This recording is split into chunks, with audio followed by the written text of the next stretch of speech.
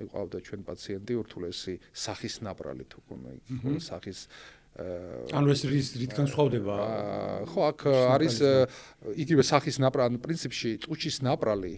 ეს არის სახის ნაპრალის ჯგუფს მიეკუთვნება, მაგრამ არსებობს კიდე სახის ირიბი და განივი ნაპრალები. ეს ის პაციენტი ხო არ არის ჩვენ რო გავაშუქეთ იმედის დილაში? დიახ, ეს ის პაციენტი, უბრალოდ ეს სახის ნაპრალები, განივი და ირიბი ნაპრალები ძალიან იშვიათი პათოლოგია,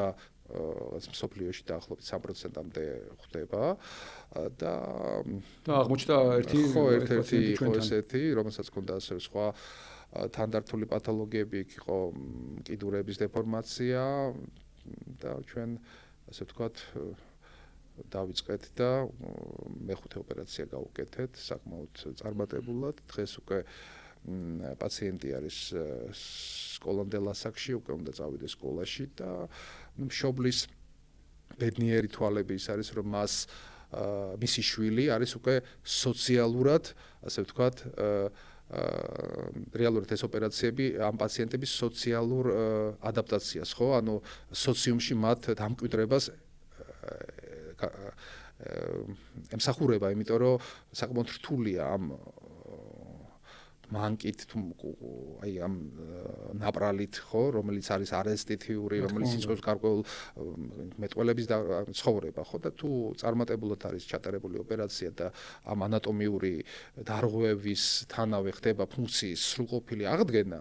ამ პაციენტის სოციუმში დამკვიდრება უფრო იოლია და რეალურად ეს ოპერაციებიც ემსახურება ამ პაციენტების სოციალურ ადაპტაციას. იმიტომ რომ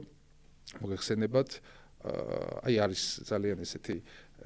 ცნობილი ოსკაროსანი ფილმი საოცრება, ხო? ხო და იქ არის ძალიან კარგად აღწერილი ეს პრობლემები, რომ იქ ჯულია რობერტსი თამაშობს და ეუნდება დედის როლში და ეუნდება შვილს აიო რამდენი ისამაქსო ჭაღარაოთ მასზე ჩათვალე ეს თითო შენი ოპერაციაა და რაღაცა ბევრ ძალიან 35-მდე თუ რაღაცა 30-მდე ოპერაცია ქონდა ჩატარებული და შემდეგ მიდის სკოლაში ეს სპეციალური რაღაცა ჩაფხუტით ხო და შემდეგ აი ბავშვები როგორ ბავშვებთან კომუნიკაცია იქ ცოტა კარგად ჩანს როგორ დასცინიან ხო და უჭირთ მე უკვე საკმაოდ კაი დასასრულია ფილმის მაგრამ ჰოლივუდური ხო მაგრამ აი ეს პრობლემები არის კი მესმის ბავშვები ძალიან დაუნდობლები არიან ხო და აი ამიტომ ჩვენ ვცდილობთ რომ ის ნაწიბურიც იყოს ძალიან კოსმეტიური ის მეტყველებაც იყოს კარგი თან ყველაც კონდეს ესეთი დამაკმაყოფილებელი